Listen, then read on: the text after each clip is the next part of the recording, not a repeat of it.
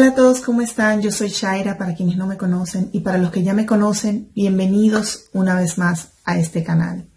Como se pudieron dar cuenta, el tema de este video es bastante serio. Recientemente, los testigos de Jehová en su reunión de estudio analizaron un artículo que es realmente fuerte. Vamos a analizar el video y bien, comenzando con el tema específico de este video, los testigos de Jehová lanzaron el 19 de mayo de este año su revista La Atalaya, y uno de los temas que analizaron recientemente es, yo lo tengo aquí en mi computadora para ir leyendo mientras les coloco a ustedes en pantalla, dice el tema: el amor y la justicia ante la maldad. Y ese es el tercer artículo de una serie que trae esa revista. Está enfocado directamente en lo que ellos tienen para decir o compartir sobre el problema del abuso sexual infantil. Realmente me conmocionó mucho leer este artículo. Ya yo lo leí completo. Yo leí este artículo y yo comprendí la opinión que tienen ellos, la opinión que tiene el cuerpo gobernante y las personas que preparan estos artículos sobre lo que es el abuso sexual infantil. Ellos lo consideran, señores, un pecado. Y para las personas que no han visto este artículo, que por cierto yo voy a colocar el link de este artículo para que lo puedan revisar, lo puedan ir a ver ustedes mismos. Este artículo completo menciona nada más y nada menos que unas 36 veces la palabra pecado para referirse al abuso sexual infantil. 36 veces, obviando así lo que realmente es un crimen, ¿no? Me gustaría analizar con ustedes algunos puntos muy específicos que ellos compartieron aquí y vamos a llegar juntos a conclusiones. Para las personas que no sepan nada o no sepan mucho sobre este tema, hace años que la Organización de los Testigos de Jehová ha estado enfrentándose a este problema de manera pública. Y digo hace años, pero en realidad está ocurriendo el asunto de los abusos sexuales de niños desde hace décadas. Pero hace solo unos pocos años que este asunto se ha hecho público. ¿Por qué? Porque precisamente lo que se ha demandado, lo que se ha llevado a corte, a la Real Comisión Australiana, por ejemplo, en donde se libra un juicio en donde hay más de 1000 víctimas implicadas, ninguna de ellas recibió justicia porque los casos no se reportaron a la policía. También ha ocurrido en Estados Unidos, en el Reino Unido, en Holanda, en Dinamarca, en España, en un montón de países. Bien, en los primeros 3 párrafos de este artículo es una introducción hablando de cómo ellos no toleran el abuso sexual infantil, de cómo eso no se corresponde con la justicia que tiene que ver con la ley de Cristo, y que hay muchas personas malvadas en el mundo y que por eso ocurre. Sin embargo, lo interesante comienza a partir del párrafo 4. Se lo voy a leer primero la pregunta y luego el párrafo se los comparto. Lo coloco aquí también, pero también lo leo directamente. Dice la pregunta: ¿por qué es un pecado contra la víctima el abuso de menores? Luego dice el párrafo: quienes son víctimas de abusos sufren las consecuencias durante años. Y no solo ellos, sino también quienes los aman, sus familiares y los hermanos de la congregación. El abuso de menores es un pecado muy grave. Me llama la atención cómo desde la introducción, ya desde el párrafo 3 se viene hablando acerca de esto como un pecado grave. Y me resulta ofensivo para las víctimas que se le dé un enfoque que tenga que ver más bien con lo espiritual y no tomando en cuenta que lo que se está haciendo es un daño, se está cometiendo un crimen grave, horrible. En muchos países, por ejemplo, donde yo vivo, el abusar de un menor es un crimen por el cual se paga la pena máxima, al igual que por un asesinato. Así de grave es, señores. Sin embargo, ellos aquí lo disminuyen, lo igualan a un pecado. El párrafo 6, que se lo voy a colocar aquí o mejor en pantalla completa, es realmente alarmante lo que dice, pero que a la vez concuerda con algo que yo ya he mencionado muchas veces, como para ellos la imagen de su congregación es mucho más importante, no ensuciar el nombre de Jehová. Fíjense cómo dice, en la cuarta línea en adelante dice, pero es injusto que las acciones de una sola persona perjudiquen a millones de hermanos fieles que están luchando tenazmente por la fe. No toleramos entre nosotros a quien hace cosas malvadas sin arrepentirse y ensucia el buen nombre de la congregación. O sea que una persona que comete abuso sexual contra un menor, ellos lo pueden tolerar si se arrepiente, señores. Eso fue lo que yo entendí. ¿Qué entendieron ustedes? Escríbanmelo, por favor, debajo. El párrafo 7 se va a otro extremo llamando a esto un pecado contra las autoridades. En realidad yo nunca en mi vida había escuchado eso. No sé si en alguno de sus países, en la Constitución, en las leyes, a los crímenes se les llama pecados. No lo sé, pero aquí los testigos de Jehová en este artículo lo hacen. Y dicen que los ancianos no están autorizados a hacer que se cumplan las leyes.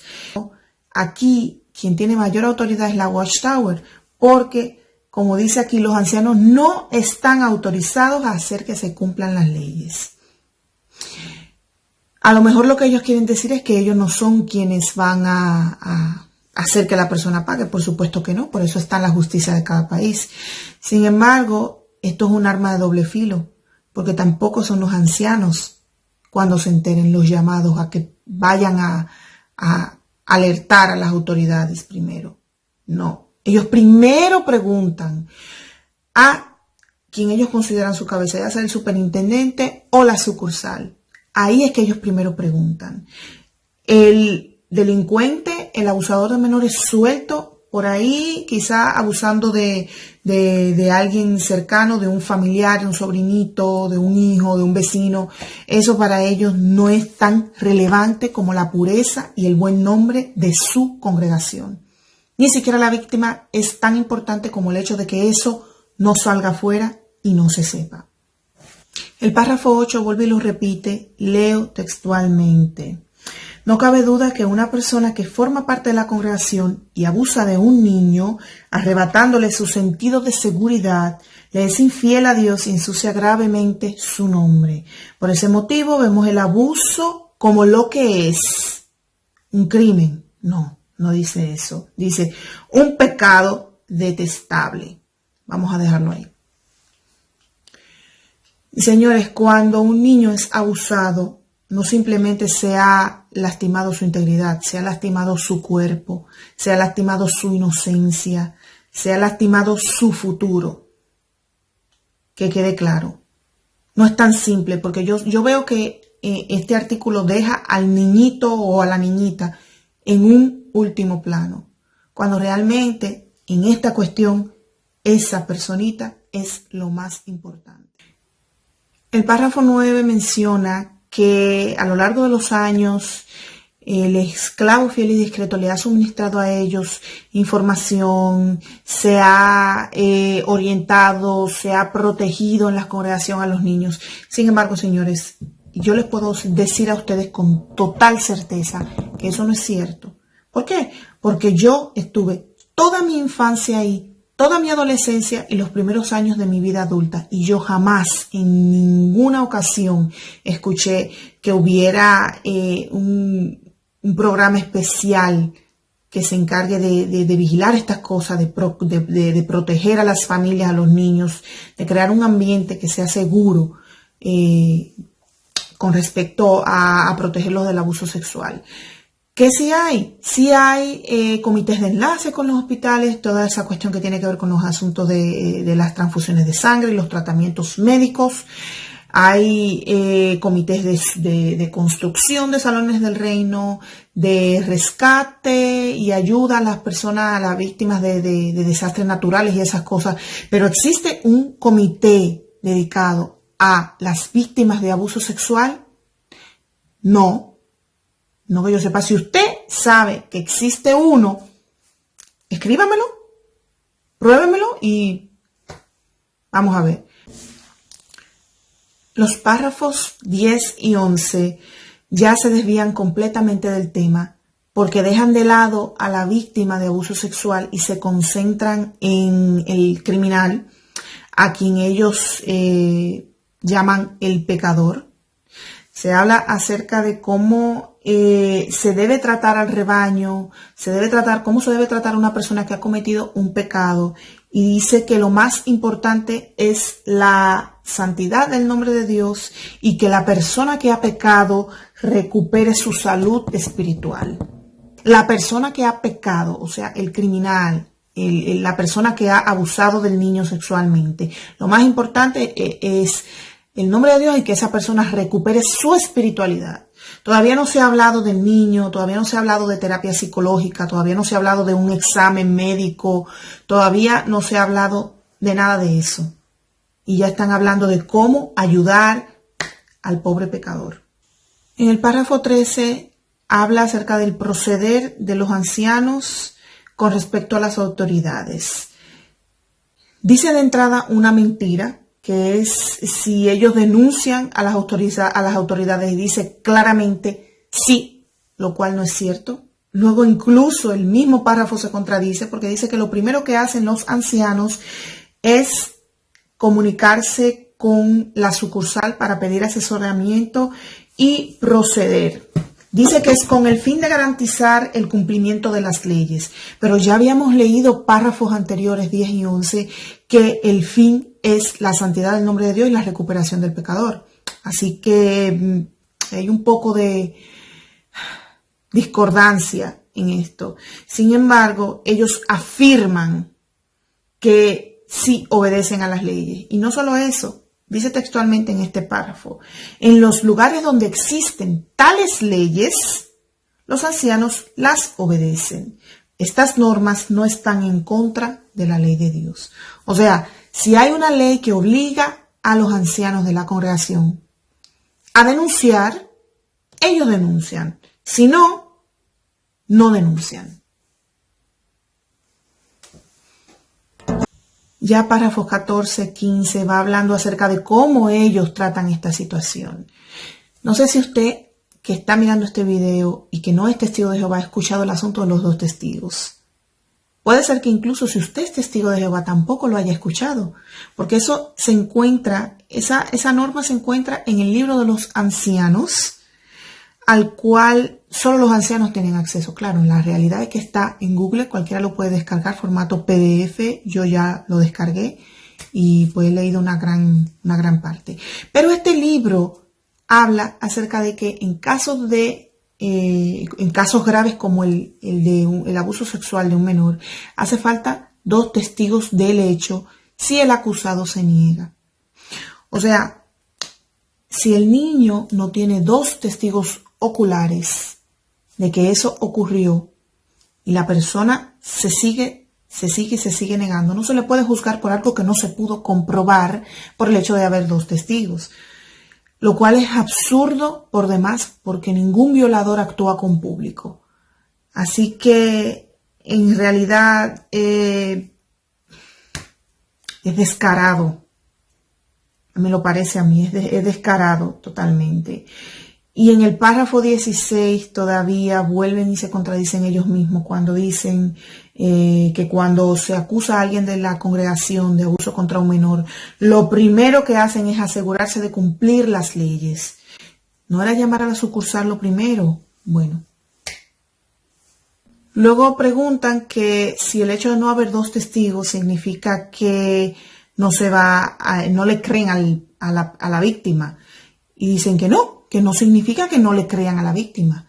Pero si no hay esos 2 testigos, ellos reconocen que tal vez pudo ocurrir un abuso sexual. Por lo tanto, se concentran, pero no de que la persona reciba su merecido o de que se realice una investigación profesional, como en un caso como este debería de hacerse. No, si no se comprueba con 2 testigos, si no se comprueba con 2 testigos oculares, no hay juicio. El párrafo 17, 18 luego dice que si la persona realmente se arrepiente, eso ya lo dije un ratito, entonces tampoco se le expulsa.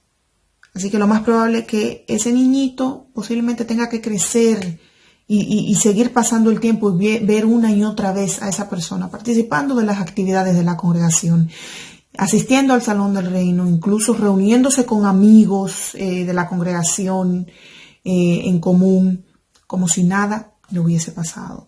Luego de ahí el artículo se concentra en darle consejos a los padres de cómo proteger a sus hijos.